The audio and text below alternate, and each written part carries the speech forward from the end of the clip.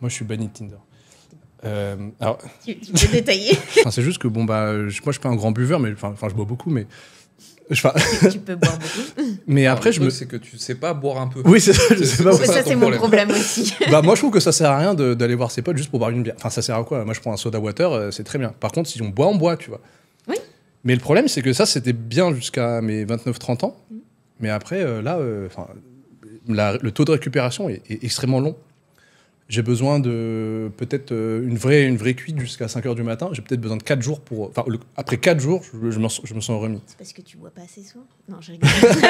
Non, mais en plus, c'est vrai ou c'est pas vrai ça, Ou tu bois pas du bon alcool, ou que tu mélanges. Ou tu mélanges, ouais. C'est ça aussi. Mais après, faut le faire avec raison aussi. Tu vois, si t'en as pas envie, t'as pas envie de boire, bah bois pas. Et que tu t'amuses très bien en soirée, et tu sors pas en fait. Bah c'est ça. Mais là, depuis 3 semaines, on se force à sortir sans boire. Oui, je me retrouve au Puntoon. Oui, c'est pas forcément sans boire. Alors, par contre, je peux pas faire le Puntoon. Ouais, bah voilà. Bon, moi, j'ai fait le Puntoon sobre. J'ai pris un ginger ale. Bon, c'était pas ouf. Maintenant, ouais, faudrait que je trouve un juste milieu. Mais après, tu vois, qu'est-ce que t'appelles party girl, quoi. Maintenant, c'est plus aller boire des verres, etc. Je vais plus trop. Tu vas plus en boîte? Si, de temps en temps, tu vois, mais c'est... Le but, c'est pas d'aller en boîte. Avant, je me rappelle, on sortait, on buvait énormément, et le but, c'était d'aller au Nova et puis de finir au Puntoon. Le but, c'était de boire assez pour que la musique trop forte ne nous dérange pas. Et que l'environnement du Puntoon soit tolérable. Soit tolérable. Non, mais parce que dans ce cas-là, si pour toi sortir, c'est juste aller voir des copines ou des copains, boire des verres et rentrer, je sais pas, 1h, 2h, peu importe. Moi, je peux le faire ça, je peux le faire sobre et m'éclater, il n'y a pas de problème. Bah, mais après, moi, j'aime bien mon gin and tonic, j'aime bien mon petit verre de vin. Mais parce que t'aimes bien le goût aussi. Ouais. Voilà. Ah bon? Ça, tu recherches un petit peu l'ivresse aussi? Un petit peu, mais pas tant que ça. Mais c'est pas le but, tu vois. Non, mais ça, moi, je comprends, tu vois. Ouais, parce que toi, t'aimes bien aussi certains alcools. Moi, j'aime bien boire un petit peu.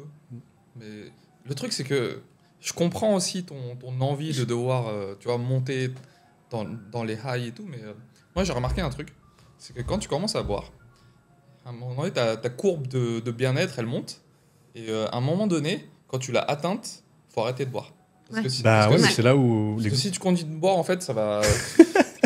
Oui, c'est l'effet tipsy. Enfin, chacun met le curseur où il veut, mais c'est le petit effet tipsy qui te rend joyeux, la petite montée de dopamine. Ouais. Après, moi, j'ai des bons amis qui me disent, sans pis, c'est bon, ça suffit. Ah ouais. Allez, on te met dans le tuk-tuk, tu rentres. Mais après, moi, le problème, c'est quand tu bois pas. Enfin, j'ai passé plusieurs années sans boire récemment. Et que tu es avec des gens qui boivent, voire boivent beaucoup. Au bout d'un moment, en fait, leur énergie, elle est décorrélée à la tienne. Ouais, parce que les vibrations, tu sais, chaque aliment, chaque boisson, a des high vibrations et low vibrations, et tout ce qui va être alcool, café, etc. Par exemple, ça en français. Dis-le en anglais. Ça decrease the vibration, tu vois. Ça réduit. Peut-être que ça réduit, mais en tout cas, être entouré, tu as dû le connaître, entouré de gens qui boivent et quand tu es sobre, à un moment ça va, mais ça peut aller un temps, puis après, quand vraiment ils sont trop bourrés, déjà ils parlent fort, ils t'écoutent plus, ils sont plus dans la même, on raisonne plus, et du coup ça devient très désagréable. Bon, là je m'y suis habitué, mais en plus, quand tu bois, tu restes tard du coup, puis tu commences à avoir faim parce que du coup tu deviens irritable, et du coup moi je rentre parce que je supporte pas les gens bourrés, quoi. Enfin là j'ai appris à mieux supporter. Mais être entouré de gens bourrés, franchement, c'est... Ce que tu supportes pas chez les gens bourrés, c'est quand leur personnalité bourrée est trop différente de leur personnalité de base. Mec, tu m'aurais jamais dit ça sobre. Donc ça me saoule, ouais. C'est des gens, tu sais, qui commencent à se comporter très différemment quand ils sont bourrés. Ça, je supporte pas, ouais. Là, tu te dis... Bon. Quand la face cachée refait la surface. C'est différemment, en fait. Ouais, ça révèle un peu leur true face.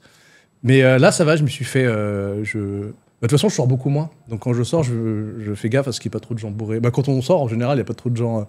bourrés et malaisants autour de nous. Donc vous faites quoi quand vous sortez? Resto, bar et puis on mange. On mange des kebabs à Bassaklein. Mais vous sortez à Bassaklein? Ouais, on sort à Bassaklein. Après, c'est vrai que moi, j'aime pas danser. Moi non plus. Ouais, je pense que je suis extrêmement bourré en blackout. Mais du coup, je vais pas dans les... C'est vrai, quand on va en boîte, au Puntoon, franchement, j'ai micro-dansé quand on est allé au Puntoon il y a 2 semaines quand même. Enfin, je sais pas si t'as remarqué, Sophie. J'étais pas assis, quoi. Voilà, j'étais comme ça. Avec un petit verre de ginger ale à la main, quoi. Moi, je trouve que s'entraîner à faire des trucs qu'on peut trouver un peu gênant, en fait, à force de le faire, ça devient un peu normal. Moi, je suis sorti... je suis allé au Vito tout seul la semaine dernière. Tout seul? Ouais.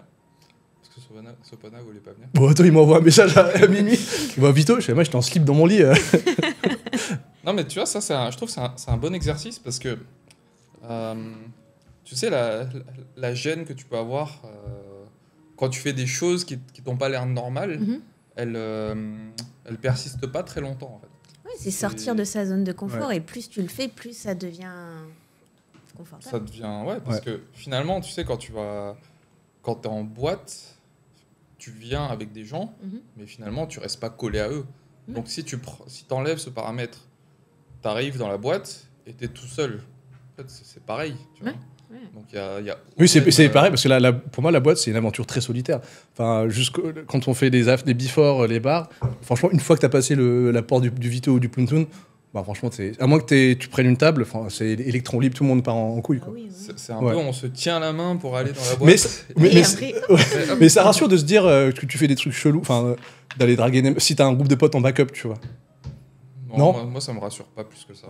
Moi, tu sais, et même au contraire, j'ai envie de te dire, si c'est pour aller draguer des filles... Oui, c'est vrai que ça sert à rien d'aller en... Je trouve ça même plus efficace d'être seul, parce que t'es pas ralenti, en fait. T'as pas besoin de... T'as pas un pote relou qui va venir te voir pendant que tu fais le taf avec la meuf. Mais est-ce que la boîte de nuit, c'est vraiment le meilleur endroit pour rencontrer des filles? Non, c'est ce que j'allais dire. Ça dépend quel type de fille. Ça dépend ce que tu veux. Et ça dépend ce que tu veux. C'est pas le meilleur endroit, mais disons que les filles qui sortent sont généralement là pour faire des rencontres, alors que si tu vas aller aborder des filles en pleine journée, t'as moins de chances que... Enfin, tu sais pas en fait, donc t'es obligé d'aller... il y a des filles. T'as Tinder, hein. Ouais, mais Tinder pour les mecs, c'est très désavantageux. Pourquoi ? Parce que en fait, le niveau d'attention que reçoit une fille et un mec, c'est très disproportionné. En fait, une fille va avoir énormément de matchs. Ouais, d'accord. Et en gros, la nana, elle va être plus en mode limite, en mode filtre. Elle va essayer de virer les relous et voir qui sort à peu près du lot. Alors qu'un mec va être plus dans un truc de démarcation. Et je trouve que sur Tinder, si t'as pas vraiment une bio qui est très très bien et que t'as pas bien travaillé ton truc, bah déjà tu peux oublier. T'as aussi, tu sais, il y a des coachs qui te forment à être bon sur Tinder. C'est pour te dire à quel point ce truc-là est compliqué pour les mecs. Ouais. Mais quand tu dis Tinder, c'est les applications de rencontres en général. Ouais. T'es sur Tinder, toi ? Non, je me suis retirée. Moi, je suis banni de Tinder. Tu peux détailler. Alors, ça fait report. Déjà, je me servais de Tinder une fois par an. Tu sais, je m'inscris, je paye le premium, c'est 6 ou $8, je crois, ou 13, je sais plus. Puis voilà, je squatte tout pendant quelques semaines. Et puis un jour, j'ai fait ça, ma session habituelle de l'année. Et puis, je sais pas pourquoi, je reçois un avertissement sans rien faire. Hein. Je me suis fait bannir. En plus, je chattais avec 2-3 filles. Et du coup, j'ai fait appel et tout. Je leur ai dit, non, mais checker les messages. J'étais pas... j'ai rien fait d'illégal ou de... j'ai pas violé les règles. Mais voilà, après, je me suis dit, tiens, c'est bizarre. J'ai fait des pieds et des mains pour essayer de me faire bannir. Je n'ai pas réussi. Et après, je me souviens qu'en fait, quand je swipais, un des profils qui m'était montré juste avant que je sois banni, genre peut-être 5 minutes avant que je sois banni, c'est une fille avec qui j'avais eu une aventure... c'est mal passé, mais c'était pas vraiment très glorieux. Ni pour elle, ni pour moi. Et puis, je me suis dit, c'est forcément elle qui a dû me reporter, quoi. Elle a dû voir. Parce que je vois pas quoi d'autre aurait pu me faire reporter, quoi. Je faisais juste mon mec sur Tinder, quoi. Je sais pas, je chattais juste avec... Et j'ai fait appel, j'ai envoyé des emails, je suis allé sur des forums pour voir. Apparemment, des fois, il y a des bugs et tout. Et c'est comme Facebook, quand tu es banni des pubs Facebook, de la plateforme pub de Facebook, tu peux pas te... je suis aussi banni de la plateforme pub de Facebook. Moi aussi. Mais c'est incroyable. Et moi, pareil, j'ai rien fait sur Facebook. J'ai rien fait. Mais pareil, on est d'accord, c'est un gros problème. Énormément de mecs, je pense, sur les apps de rencontres, plus que de meufs. Donc en gros, les meufs, t'as vite fait le tour. Enfin, sur Tinder, je crois qu'on fait le tour très rapidement. Et sur eux-mêmes... Ah ouais ? Ah ouais ? Au bout d'un moment... Ouais, c'est la au Cambodge, en tout cas, tu peux finir le jeu, quoi. Oui. À un moment donné, il n'y a plus personne. Mais je pense que si tu... Il n'y a plus personne. Est-ce que vous voulez élargir la zone de recherche? Voilà, c'est ça. Ah, mais moi, à un moment, j'ai élargi jusqu'à 6ème rep. Non, mais je crois, je te jure, mais j'ai élargi, mais jusqu'à... Pas possible. Non, c'est vrai, au Cambodge, il y a très peu d'utilisateurs. Mais peut-être qu'il y a d'autres apps que Tinder. Je sais pas si les locaux, ils se servent de... Bah, les locaux commencent à venir sur Tinder, maintenant. Après, ouais. Moi, je m'intéresse plus soit aux expats, aux étrangères, soit aux Khmer un peu internationalisés. J'ai pas envie de matcher avec no offense, mais avec une locale de... Une blédarde. De bavette. Ça y est, encore un autre groupe ado. non, mais j'ai no offense, mais une blédarde de bavette, je parle pas très bien Khmer. C'est pareil. Ouais. Mais du coup, toi, t'as pas d'app de rencontre, Non, là, j'ai arrêté depuis un bon moment. Mais du coup, ouais, tout ça pour dire, c'est quoi le meilleur endroit pour rencontrer des filles? Parce que tu parlais du... Le meilleur endroit, pour moi, c'est la journée. Et c'est dans des endroits normaux comme les centres commerciaux. Tu te balades à Aeon et tu vas trouver une après, et tu vas aller la voir. C'est le truc qui est dur à faire pour tout le monde, mais je trouve que c'est ce qu'il y a de plus efficace. Ok. Parce que déjà, t'as pas le bruit. Parce que parler à quelqu'un en boîte, c'est pénible. Hein. Ouais, mais tu n'es pas obligé de... Enfin, boîte, c'est les cas extrêmes. Hein. Ouais, t'as les bars. T'as les bars, c'est un bon... T'as les soirées entre amis, les soirées entre amis, c'est bien. Ouais. Pour moi, pour moi, c'était les mieux, justement. Parce que t'es invité par des amis, donc il y a forcément son groupe d'amis. Voilà, tu fais partie d'un certain cercle d'amis. Et c'est un cercle étendu. Donc, il y a forcément... Chacun ramène, tu vois, c'est comme ça que tu rencontres des gens avec qui tu as plus ou moins voilà, tu maximises le chance d'avoir des choses en commun avec ces personnes. Tu vois les deux nanas là-bas? Et puis d'aller leur... de détails en plus, comme... c'était ça, c'était des détails. Coïncidence. Et puis voilà, il les a abordés, puis on est allé s'asseoir avec elles pour papoter. Je pense que c'est un très bon wingman, hein. J'appelle... Non, mais que ce soit pour nous, les hommes, et pour les femmes, je trouve que c'est un bon exercice, parce que vous, les femmes, en fait, vous avez un... On n'a pas besoin. Quasiment pas besoin. Oui, mais si vous voulez choisir, vous faites comment? C'est ça le problème. Des fois, vous faites draguer par des mecs qui vous intéressent pas. Mais si vous voulez aller vers quelqu'un qui vous intéresse, vous faites comment? C'est compliqué, tu vois. J'y vais, mais... Ouais, mais tu vois, c'est pas si simple. Enfin, toi, peut-être t'y vas, hein, mais toi, tu vas, du coup? Oui, moi, j'y vais. Ouais, bon, toi, t'as peut-être déjà un talent sur ça, mais... C'est pas un talent, mais c'est... Pourquoi attendre si t'as envie de parler à cette personne? Et peut-être parce que j'ai dépassé ça. Oui, toi, t'as dépassé, mais moi, je parle de la plupart des nanas, en fait, parce que les conventions sociales te disent que quand t'es une nana, c'est au mec de faire le premier pas, tu vois. Ouais. Donc, du coup, la nana, son arme, en fait, entre guillemets, c'est juste, je sais pas, lui faire... Des regards. Des petits trucs.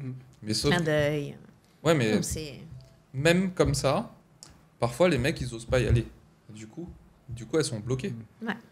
Et c'est pour ça que moi, je trouve que ce skill de pouvoir aller parler à des inconnus, c'est aussi bien important pour les mecs que pour les nanas. Je suis d'accord. Parce que ça te donne de la liberté de choisir pour toi, en fait, et pas attendre passivement qu'on vienne vers toi, tu vois.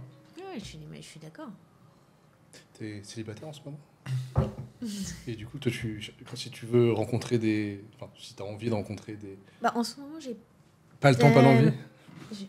J'ai juste pas le temps. J'ai pas le temps. C'est bien, elle a le temps pour un podcast, mais pas pour aller draguer. Non, mais en fait... J'ai vraiment pris le temps. Hein. T'as vu comment on a galéré. Et merci d'avoir accommodé votre oui, non, aussi, parce que normalement, je sais que c'est plutôt en fin de journée. Ouais, il n'y a pas de problème. Mais ouais, je vois ce que dit Sophie. Ouais, j'avoue, c'est... Moi, ce qu'il a fait, alors que je suis moins timide, je pense, que Sophie, dans la vie de tous les jours, mais j'avoue que lors les deux tailles de la soirée la dernière fois, j'avoue, je n'osais pas. Enfin, tu sais, genre, Ah ouais? j'aurais pas osé le faire. Enfin, sauf s'il m'avait... Il y a quelques années, ça t'aurait moins gêné. Je pense pas, parce que j'aurais sans doute pas été sobre. D'ailleurs, on était sobre. On était sobre, et c'est ça le truc. Enfin, les filles étaient pas du tout sobres, d'ailleurs, je crois. Les filles étaient pas sobres. Ça rend aussi le truc plus facile. Ouais, mais on pouvait pas savoir. Moi, ça m'a plus gêné qu'elles soient pas sobres, justement, parce que quand tu leur parlais, putain... Mais surtout, celle à qui tu parlais, elle était... Elle tiltait pas, quoi. En fait, je comprends ce que ressentent les femmes qui sont draguées par des hommes très bourrés. Parce que là, du coup, moi, j'ai vécu la même chose. Quoi. Parler à des femmes trop bourrées, c'est pas agréable. Hein. Mais du coup, parce que après ça, on s'est dit, vas-y, on va essayer de sortir dans des endroits où, entre guillemets, on peut aborder, enfin, tu peux, parce que c'est toi qui l'aurais fait, mais aborder des filles un peu dans ce même setup, c'est-à-dire c'est pas bruyant, enfin, c'est confortable pour s'asseoir, c'était une table en l'occurrence, mais du coup, après, on a un peu rôdé sans trop trouver, enfin, on savait pas trop où aller, quoi, du coup, en termes d'endroits. C'est un peu calme, enfin tu veux pas aller au bouchon, enfin il y a que des vieux, enfin tu vois, on voulait aller dans un truc un peu stylé quand même, tu vois, mais pas bruyant. Ouais. Et c'est vrai que là on était un petit peu, on a un petit peu buté. C'est-à-dire que Bassaklen c'est sympa, mais c'est très très bruyant quoi. Ouais, c'est très bruyant et puis souvent, c'est bruyant à partir de 23h, les gens sont c'est méchés quoi. Voilà. Et donc en fait, peut-être des endroits un peu plus quali ou. Non mais d'où Sophie va draguer Aeon Mall maintenant. Je l'ai pas fait encore. Mais